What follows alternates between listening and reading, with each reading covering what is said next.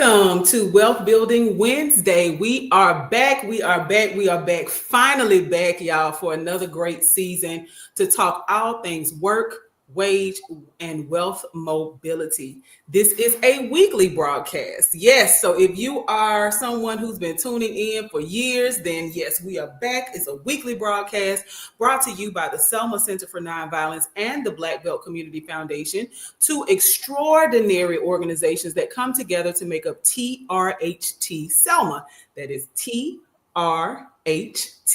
where truth meets love, racial healing, and creates transformation. I am your host, Miss Lydia Chapman, and Wealth Building Wednesday is where real stories meet real strategy, and where everyday people learn how to turn work into wealth, and goals into movement. Every single week, we will explore how successful individuals are building mobility in their careers, their finances, and their lives. Because the truth is, wealth mobility is closer than most of us realize. So sometimes all it takes is one brave decision, one small step, one moment of saying, why not me? Why not me? Right? So settle in, grab your notebook, and bring an open mind to this conversation. This is Wealth Building Wednesday, your midweek reminder that opportunity isn't just out there somewhere. It is right here waiting for you to step into it. And speaking of someone who has stepped into it, we are going to have a wonderful time with a beautiful lady who is a mompreneur. She is an extraordinary lady that I first connected with doing events for mothers. Right. And so we are going to have a conversation today with Miss Patriece Johnson. Welcome to Wealth Building Wednesday. Hi, glad to be here. Yes. So now you are a mompreneur, right? Now we both have jobs, but entrepreneurship is a heart, right? It's heart work. Yes.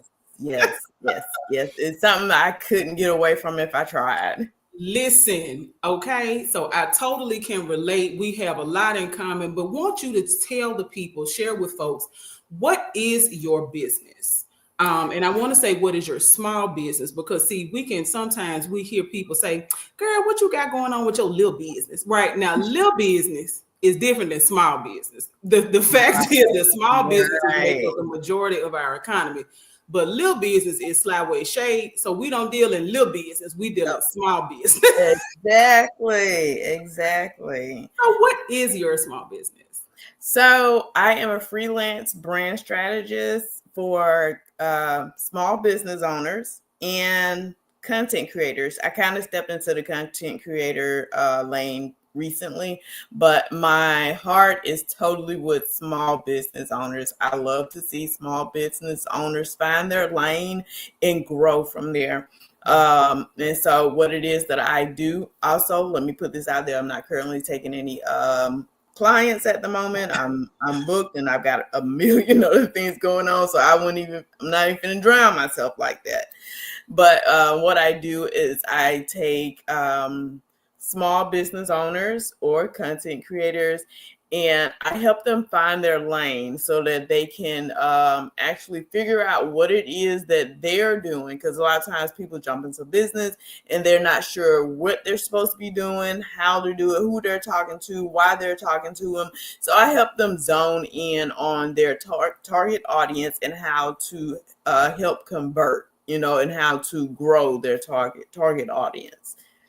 So now what you do, and I'm so glad that you just told people that you are booked and busy, honey, because I promise you it's like, oh, okay, let me reach out to her now because I should be her new client, right? Yes, so, I am booked, honey. I am like I said, when I jumped over into content creators, yeah.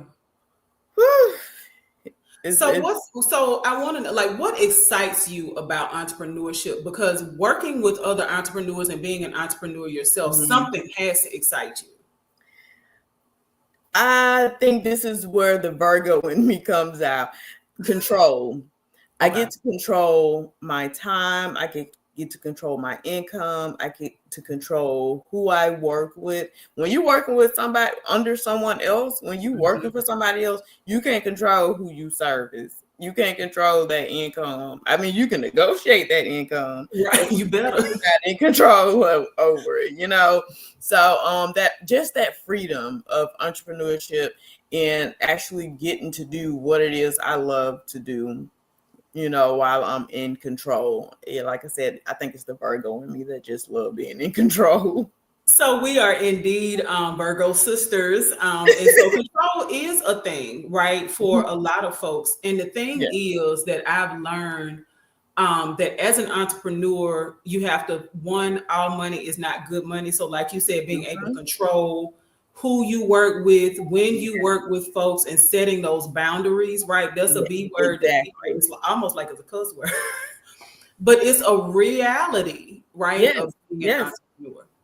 Oh yeah, happen to sometimes, like you said, all money ain't good money. You don't want to work with just anybody. I've had to cut off a client before because it just wasn't like it was a small business owner who thought I was just going to do everything for him, and I'm like, no, you've got to jump in at some point. I'm not going to be here forever. You've got to jump in at some point. And he got out of this world nasty. Sometimes you gotta just back up. You gotta step away and say, hey, I gotta let this go. Well, honey, is it my business or your business? Okay. Sometimes I need to be on the LLC. Look. You just gotta step away. It's like, hey, I'm sorry. The stress ain't worth it. The stress ain't worth it. So when you consider your journey, right, from beginning to where you are now, when you consider your journey as an entrepreneur, like, is there one word that just kind of jumps out at you to describe your journey? Let me tell you this. I can't. I really don't even have one word, because over the years, because what it is, I'm what you would call a serial entrepreneur. Over the years, I've done plenty of different type of business, whether it's product based or service based. And the reason I say I can't describe it, because both lanes have their own type of thing going on. And but it's a journey. I'll put it like that. That's the word I'll use. Journey. Okay. It's truly a journey. Because I put it like this: half time, I don't know what God doing. You know what? And I'm glad you brought that up, because stepping out on faith is something that, you know, everybody doesn't necessarily want to do it, right? Especially if you're in a comfortable 9-to-5, where you're making what you want to make, but then you also have this yearning, this desire, like to say, wait a minute, there's something more here. And so some folks just don't want to take that step out on faith to say, wait a minute, let me make more. So when you think about your journey, what has been your greatest challenge or challenges that you want to share? I would say my greatest challenge is is like where I am right now, finding that balance. Oh, wow. Okay. Finding that balance between being a mom, running a business where I am completely booked, and still having a full-time job. I'm learning to find a fairly decent balance. And that's something that has been my weakness before. So I'm working on it. It's a work in progress. Okay. Finding balance.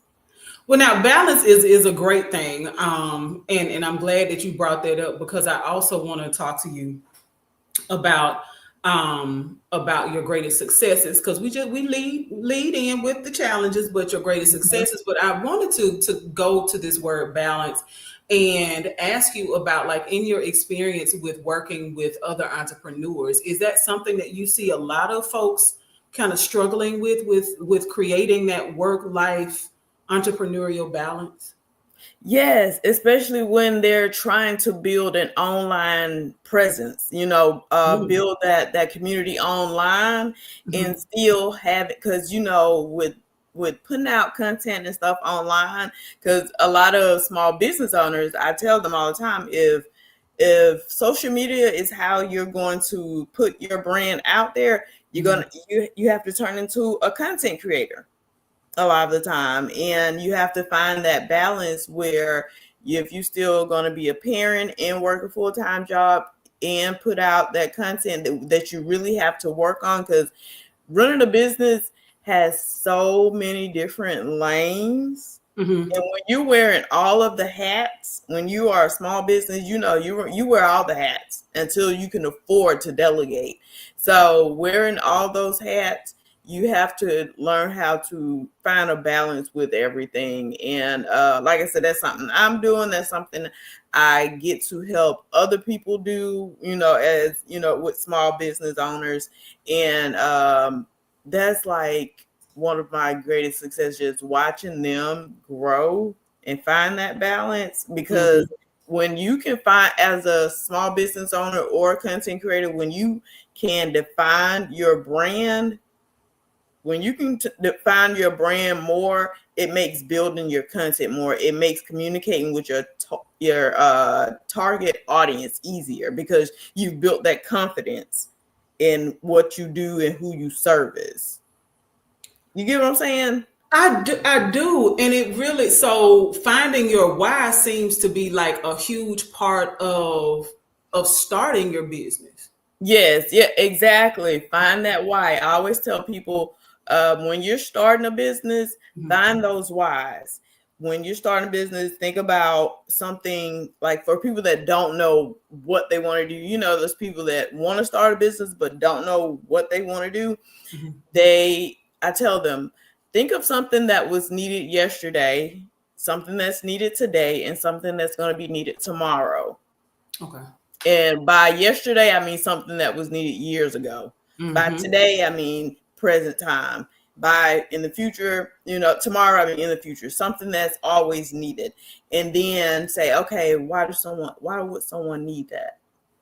And then ask yourself another why, and then give it another why. You know, feed into the whys. And that's how you're gonna zone in on who you service. Okay. And knowing your target market is at, like, who you're servicing is important as well.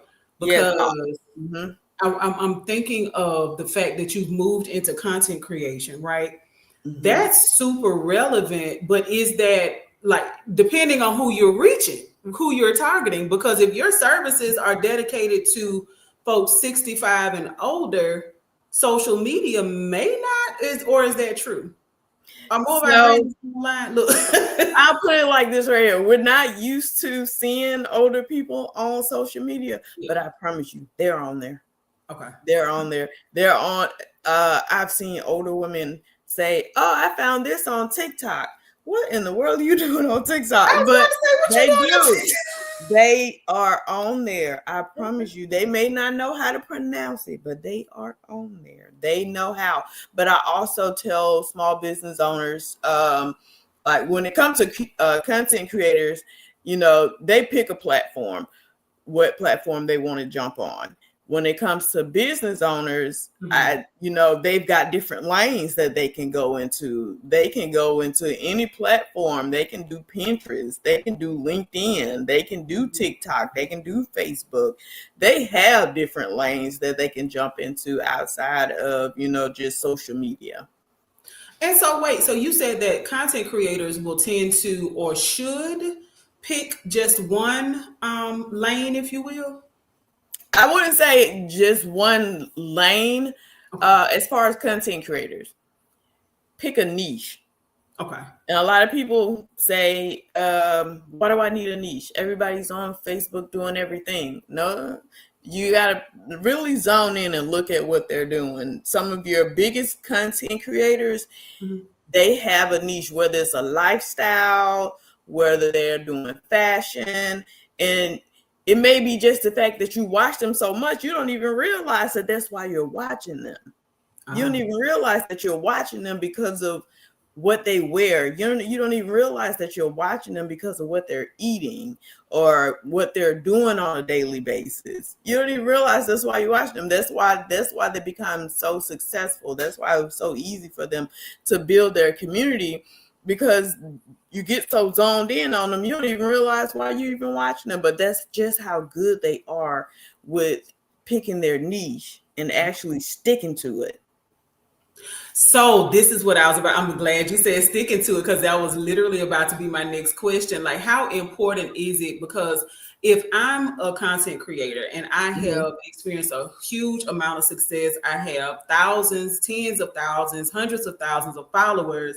What if I want to transition from, let's say I've been doing, because and I could watch him for just over and over again. There's a guy on social media who watches other people in the kitchen and comments on what they're doing. And so what if I've been doing that, right? I've been commenting, I've been recreating other people's videos, right? Remixing them. And that's what I built my bread and butter from. But now I want to inspire people now, or now I want to do storytelling. Like what is that? Is that recommended? If not, like just help I'll us. put it, I'll put it like this. Is you can change over. It is possible. I've seen people do it. Okay. It's just that when you first do it, make sure that your community is strong behind you. Make sure you built a community that is strong behind you, and slowly make that changeover. Don't just flip it and expect everybody to be like, they gonna be like, this ain't your typical. Because honestly, I'm gonna tell you, I actually saw a content creator do that recently, and he couldn't figure out for the life of him what happened. And what he had done was he used to remix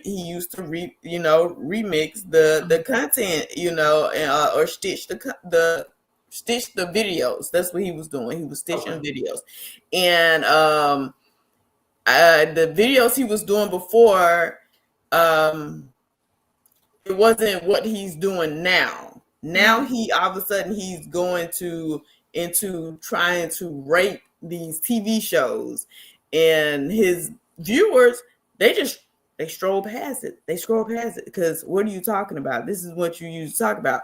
And once Facebook realized that, okay, they just scrolling by you. They don't want to see you, so we're not even finna feed them to you no more. We'll just stop feeding you to their news feed. Oh wow! So that's the key to the algorithm is staying in people's face. Yep, staying with what they're used to. Don't change it up. Don't do that to your folks. Don't change it up out of the blue. Like, give them time if that's what you're gonna do. And then on top of that, it's okay to announce that. If you got a community that's behind you, it's okay to announce that. Tell them that. And I would think that people, if they really support you, would be able to handle that, because we all go through changes. We are, and you might want to just transition in that way. Yeah, and the thing is, explain it to them. Give them a why. Say, hey, this is something that I don't feel in my soul is the right thing to do right now. This isn't what I want to do anymore. I see myself going in this direction, and I think you guys will like it. Something like that, tell them, talk to them. That's your community. Talk to them. They deserve that much. If they've stuck with you that long, they deserve that much. Tell them, okay, I'm about to go into this lane a little bit and slowly start drifting over. Okay. So now we talked about your challenges, and you talked about some of the challenges that have existed for some of your clients. We've talked about some things that folks need to do who are content creators or even considering going into content creation. What about some of your successes? Because I know you've had many of them. What are some of the successes that stand out? I've had many successes in every business I've run. And I'm a thing is, I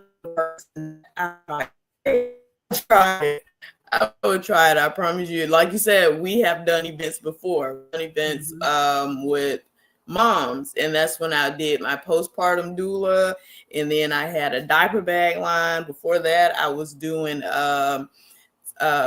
hygiene products for women. Girl, I think with that alone, so many. I know with the diaper bag line, I have made it to my brand made it to 5 different countries, and that was the best. That was the best feeling ever, girl. I am in Australia. I am in the UK. Girl, it's amazing. It's amazing. I've made it to 5 different countries and I've enjoyed it all. And then as far as the hygiene products, I kid you not, people still ask about those products.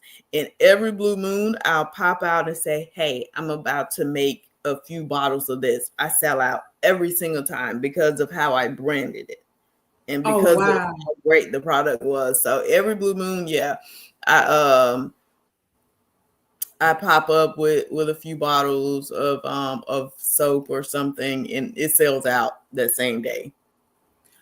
So now you've had a whole lot of successes. You are an extraordinary entrepreneur in that you've been able to transition in and out of different businesses, right? Mm-hmm. And still experience success when you pop out every now and then with things. I think when I first met you, you had the diaper bag line, which Yes. was so fascinating to me because I'm like, oh wow, like people really are looking for stuff like that. And girl, yes. Yes, there is a market for diaper bags, a huge market for diaper bags. And a matter of fact, that's one of my babies right there. Yes, I was about to say I Yeah, wanted to that's ask one of you. my babies right there. Because each release that I did, I tried to keep one of them, but there was one bag. There was one bag that I did not keep one, and that was the one that went worldwide. And I couldn't. I had one that I kept to myself. I had it in the wrapper, and I had a lady email me and ask, because the thing with that one was it was only one release on it. It was only one release on that bag. So right now there's only 50 of those bags out there. There's only 50 of those bags out in the entire world. And then I also was able to, I had a contract with, I can't even think of the name of the program, but because of my connection with certain birth workers, I was able to make a connection with the prison system to work with moms that were pregnant and was having, they were having their babies while they were in prison. And so I had a contract with them where they would buy my bags in bulk and they would give them to the moms, and whoever the baby went home with got one of my bags. Oh, wow. So that was exciting. That was exciting. I remember one time on TikTok, actually, I was watching this girl's TikTok video. She was getting ready to go into the hospital. Tell me why I log into this girl's video and It's your she's bag. packing one of my bags. Yes, Oh, that's got to be an amazing feeling. Girl, it was so exciting. So I do plan one day to bring those bags back. I do plan to bring them back. So because they were affordable and they were durable bags, and I enjoyed it. I really did. Super stylish. Yeah. So yeah. I would have to find some other use for it. I wouldn't be putting diapers in there. And that's what I did. I use it for other things because I love bags with pockets. In my bags, all of my bags had plenty of pocket space. They were very spacious. So, and I had other women that bought them for other use besides a diaper bag. Yes. So now a part of what you do, what you've continued to do is specializing in helping people. And you mentioned that at the top of the show, to market themselves, right?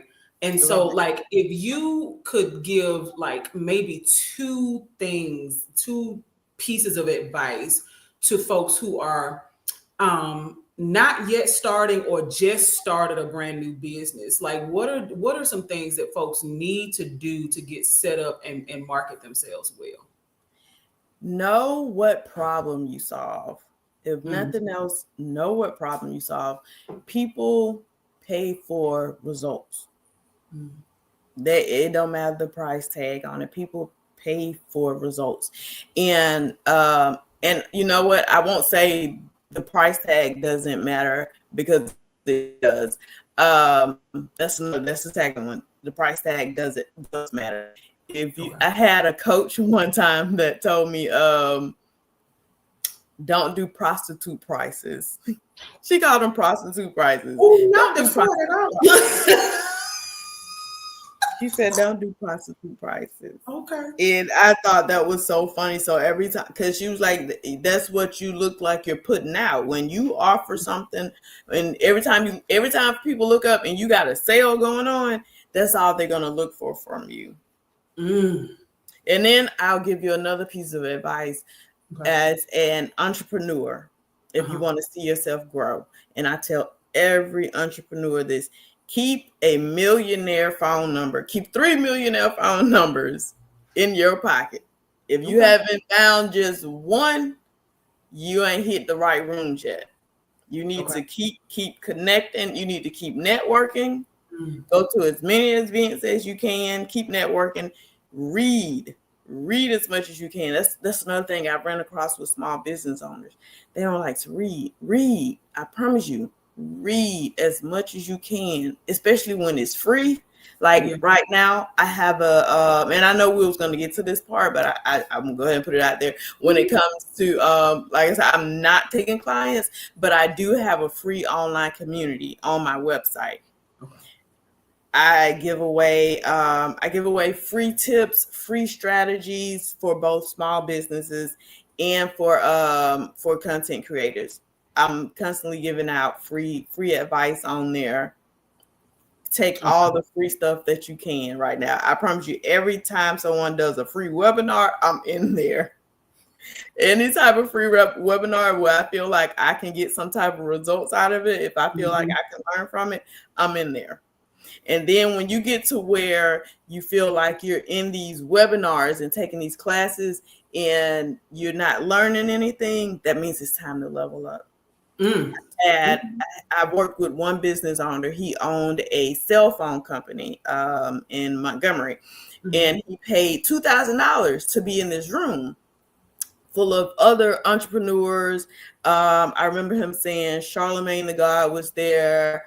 Tabitha Brown was there, some other people. He said, but everything felt so generic. I said, it's time to elevate. It's time to elevate. It's time to pay more to get into these VIP rooms. And that's something that I learned from one of my millionaire friends. And he said, it's time to elevate. And a lot of the rooms that he pays to be in, my millionaire friends, the rooms that they paid to be in, they paid tens, $20,000s of dollars to be in those rooms. And I'm like, what? And they was like, the things that you'll learn in those rooms, you're not going to learn for $2,000, and you definitely not going to learn for free. So as you elevate, it's going to cost you, but the reward is even bigger. Wow. So now you have dropped a whole lot of great information for us. Apart, you said you have the free community connected to your website. I want you to tell us about these pop-up shops, because one of the things, and I know that you're not doing them right now, but one of the things that you have done so superbly well is to host pop-up shops for small business owners. So, like, what made you do that? And what are some of the things that we can share with folks as far as your recommendations about for businesses who choose to participate in pop-ups? Why pop-ups and festivals may be or should be something that folks welcome as opportunities? Okay, here's the thing with pop-up shops. They're great for networking. Even if you don't get a sale there, network with other businesses. Because I can say there were times where some of my events it wasn't full of buyers, but we still had a room full of small business owners, and they were able to introduce themselves. I give them a chance to introduce themselves and what their services and products are, and they're able to network with other people, whether it's people selling the same things or different things. They're able to talk to one another. They learn so much off of each other alone. And so I always tell them, pass out business cards to each other, network amongst each other. And I have, like, to this day, I have business owners that have become friends. They have become friends, and I had some that was at every single event with me, and I always tell them, you're going to get in what you put out. With every pop-up event that I did, I made sure to give everybody their own flyer. I said, now this is what I need you to do. I need you to advocate for yourself, even though it's my event, but let everybody know who you are, where you'll be. Learn how to advertise yourself. Learn how to advertise yourself and bring your own community in. Like, I can bring in buyers all day, but they're probably going to be coming to see me or somebody else. It doesn't promise that they're going to buy from you. So make sure that you market yourself. Learn how to market yourself and let people know where you'll be, what you're doing, and what you'll have. I used to do pop-up shops, and I'm going to tell you, I used to test my marketing.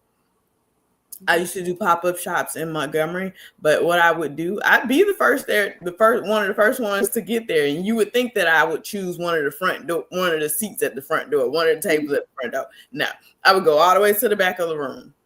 I had to go all the way to the back of the room, and the guy that used to host the pop-up shops, he would ask, he was like, P, you be the first one to get here, but you always go to the back of the room. Why do you do that? I said, I'm testing my marketing when I do that. I know I've been talking to people nonstop, telling them where I'm going to be, what I'm going to have, and how much it's going to be, and the benefits of what I'm going to have and everything. I've created my community. Now I want to see if my community is going to show up. And every time they did. And the crazy thing is, I would be in the back of the room, which means they had to pass by small businesses that were selling the same thing that I was selling. But because I had created my community, they would bypass those tables and come and find me. And I sold out every single time.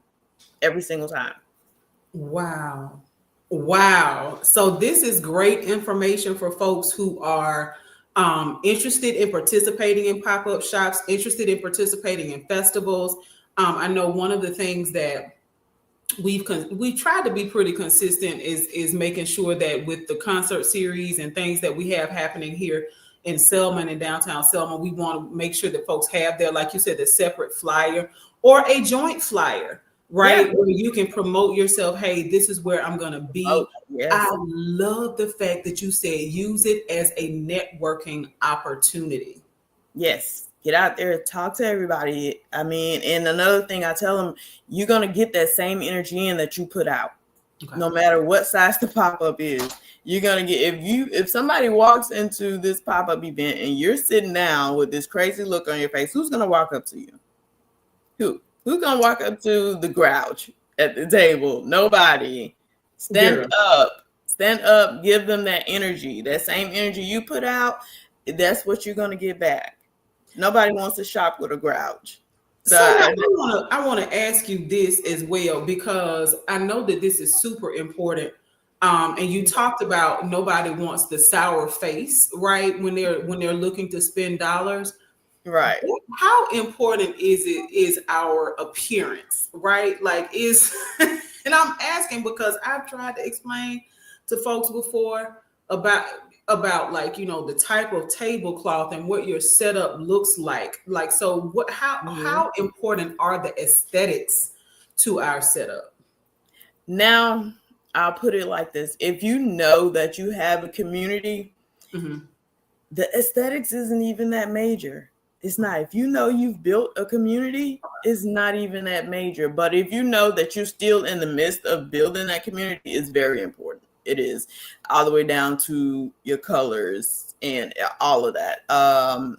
Like you said, the neatness, having everything together, your cards, your flyers, you know, you want to have everything on point, but at the same time, try not to stress about it. Because I see, oh man, I've had so many come in for the first time. I had a few business owners that worked with me at pop-up shops, and it was their first pop-up shop, and they were super nervous. So, you know, I would tell them, hey, and they'd let me know way ahead, hey, this is my first pop-up. And I go ahead and let them know, hey, get into my community, read everything, because I give all types of tips and everything on how to set up and how to help them be present and not as nervous when it comes to selling. Yes. Selling to strangers, because we all are used to selling to family and friends, but it's when you get around to selling to strangers, because that's where your community comes from. Anybody can sell to their cousin and their sister and their uncle. There, a lot of times they buy out of pity, but after a while, it's time to build that community. It's time to build that community with those strangers, because, like they said, strangers will make you rich, and they will. Yeah. They will. Because how many cousins do you think I could actually sell a diaper bag to? Not many. And so I had to really learn how to build that community. I had to learn how to get, that trust. I had to put out that value. So, like I said, let them know what problems you solve. And then I'll also say this. I had one client that says, she's like, I don't think my products solve problems. I said, okay, well, what do you have? And she said, well, I have these knitted plushies that I sell. And I said, okay, yeah, I don't think plushies solve problems, but this is what you can do. You still can build a community. And she's like, okay, how do I do that? This is what you'll do. Get your plushies, take one at a time. Give that plushie a name, give them a birth certificate, give them a lifestyle set, and present it to, the platform that you're on, and make a big deal out of it. Sort of like those, what do you call them? American Dolls. The what now? I was saying Cabbage Patch Kids, because that's when you said the birth certificate. Yep. Something like that. You you create something that people feel they need to be a part of. And that's a big part of building a community. Something that they feel like they want to be a part of, a movement. And I told her, I was like, and take it one at a time. Put out, hey, this is Steve. Steve was born at such and such. This is Steve Powers. This is, because there was it was like medieval type of thing that she had going on.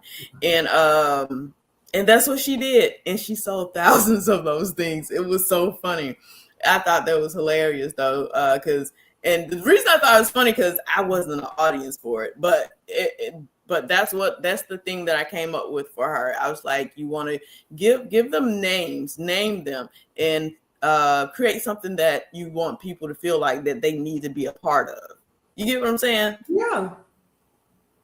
Building that community. I'm actually thinking, I think American Doll has a very similar idea. And then there were these plush things that folks used to collect them. Like they literally, you would see them in the backs of people's car window. There were tons of them. I think it was it the Beanie Babies or Beanie? Yes, Beanie Babies. And people would collect them. And I think, they may be worth some money depending on, because some of them were more rare than others. And so that was an amazing tip that you gave her that I'm sure helped her to make quite a bit of money. And that's what we talk about here on Wealth Building Wednesday. Yes, you just got to think a little bit more deeper when it comes to branding. You just got to think a little bit more, or a little more deeper into it. I'll give one more example, then we'll move on. I had another client that did, she did holiday cards, and I asked her, I said, who is your target audience? And she's like, everybody needs holiday cards. I said, well, if that's the case, why are you selling them? And she was like, well, and that's when she went more into detail about the type of cards that she made. And she made cards for the African American community, and it wasn't the typical, she didn't have like typical sayings in them. It was very different things, off the wall things. Then she had the type of cards for I'm sorry for the term I may use, it may be the wrong term, but the gay community, I don't know the term that people are using. And that was mainly what she stuck with for a while, the gay community, and making cards for them, because that's what for some reason that's what flew off the shelves for her, and the way she marketed them. And I told her, I said, okay, now you really want to niche down to a certain demographic. Mm-hmm. I said, who do you feel like your cards reach the most? And like when she really dug into it and the way she marketed them, and I'm gonna tell you the platform where I met majority of my clients was on Threads. If you are a business owner, get on Threads. Okay. Threads is booming with like for business owners. Okay. I made some nice money on Threads. Okay. Come I on, made Breds. Look. man nice money on Threads. Okay. Because I before I took them off my website because I just recently took down all of my digitals because I sold digitals. Whenever I wasn't taking clients, I sold digital products and that's a big thing right now, digital products. But I sold digital products that help with different tips and strategies, even down to collaborating, how to collaborate correctly, properly with other business, whether it's another business owner or collaborating with another content creator. And, as far as all the way down to what are the results? Why are you collaborating with this person? What can they bring to the table for you? And what can you offer them? All the way down to it and how to resolve issues if anything were to come up. But I took all of all of my digitals down because I'm in the midst of upgrading them all because that was like a year ago when I first put them up. And like I said, with being a business owner, you're constantly learning. Mm-hmm. You're constantly learning. So now I'm redoing all of them and I'm adding even more value to all of them. So that means the price of them probably gonna go up. Yep. So because I'm learning a lot, Mm-hmm. so yeah, it's getting exciting. So right now, all I have is my free community where I still give out free tips, free information. Like I said, it's all on my website. Okay.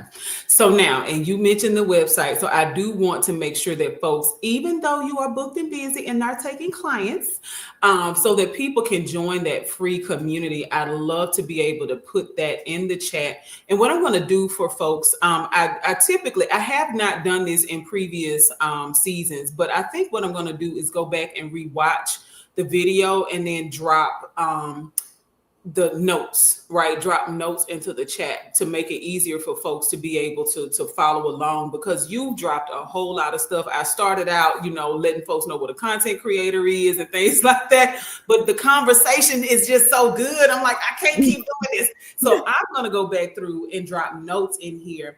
But I do want to find out from you, how can people best connect with you? How can folks join the community? Okay, so my website is patricecanay.com. Okay. And you can reach me simply on there. You can connect with me on the website. And then as far as the community, you'll just click that hamburger up at the top that drops down and click members area. And all you need is an email. Just enter your email in the email. It sends you a code. You lock that code in and you can there's different sections in there for everybody. There's Motivation Monday and what are the other things in there? There's different sections as far as collabing with people. Man, it's so much stuff in there. I haven't been posting there as much, but over the past 12 months, Mm-hmm. I put quite a bit of information in there. There's worksheets in there to help with. Well, Lord have mercy. Not sure what just happened there, but I am sure that she has given us some amazing information. I hope that she is able to log back in before the end of the show, but I do want to just encourage folks to always do what she said. Find your niche, find the folks, whether it's the product or service that you want to offer, or the people, right? She told us to keep a millionaire, at least one, find one, but maybe three, at least three of them in our phone, so that we can rely on that person's information, right? So if we have questions, we can pick up the phone and call, or we can just shoot a quick text to them and find out what it is that they can do to help us move our lives forward and to build wealth. Because listen, My granddaddy used to say, and she looks like she's trying to come back in. I'm gonna see if can you hear? We can't see you. There she is. I told y'all she was coming back. Hold on, bud. Mommy's still busy. Yes, I told y'all she was coming back. But yeah, I definitely want I don't to know make what sure happened. that. Girl, look, the enter in the nets. It's all right. Look, I was telling the people going back through what some of the things that you had told us about making sure that we have a millionaire, at least one, but hopefully three in our phone so that we can rely on their information and pick their brains when we have new ideas. Because it takes somebody who's been there in order to really like tell you what to do. And like you said, and how to level up, honey. Oh, yes. I get on my friends' nerves all the time. All the time. One of them got a new number, and she think I ain't gonna. Oh, but one, yes. I like I said, anything is when people see you trying, they don't mind helping you. And that's it. That girl, now you said a whole mouthful with that. And that's generally with anything. When people see you trying, right? Yep. Because there's a difference. You talked about earlier a client who basically wanted you to do everything. When people see you trying, it makes a huge difference, whether it's in the workplace or with your own business. Yeah. Yeah. So I do want to thank you. Listen, y'all, look, in full transparency, she was like, I've never done an interview before. Honey, I said, listen, we talk all the time. So what we're going to do is talk on, we're going to talk live like we're just talking. And that's what I appreciate you for your willingness to engage in this very important conversation. You are helping us kick off our new season. So y'all, if anything, and I'm gonna go back through and drop some notes in the chat, but if anything she said has helped you when you're considering starting your small business, if you're trying to scale your business, if you are new to content creation or considering content creation, if anything she said has helped you, we want you to like, tag, and share this video. Yeah, I'm telling you, it's going to be some notes in here because I got a whole bunch of stuff like just going around in my head right now. So I'm excited to drop all these notes in the chat and to all the folks. Just grateful for the information and all the folks that you're going to help with your willingness to share. So thank you for being here. You're welcome. Thanks for the invite. Yes, and tell my babies I said, hey, look. I will. I got one standing behind me right now. Listen. And he's whispering, Mom, like. Well, baby, we are wrapping up. So to the audience, I want to say thank you for joining us for another episode of Wealth Building Wednesday. And remember, y'all, that wealth begins with our mindset, our confidence, and our consistent action. No matter where you start, progress is possible. And the courage to take your next step is more powerful than any perfect plan. You might not have it all written down, but one day you will, and you'll be somebody else's example. If today's conversation sparks something in you, share it with someone who you know is ready to grow too. Yep, we're about growth around here. Join us next time as we continue breaking down what it really takes to move from work to wage to wealth and into life shaped by purpose and possibility. Until then, y'all, let's keep learning, keep leveling up, and keep building. See y'all next week.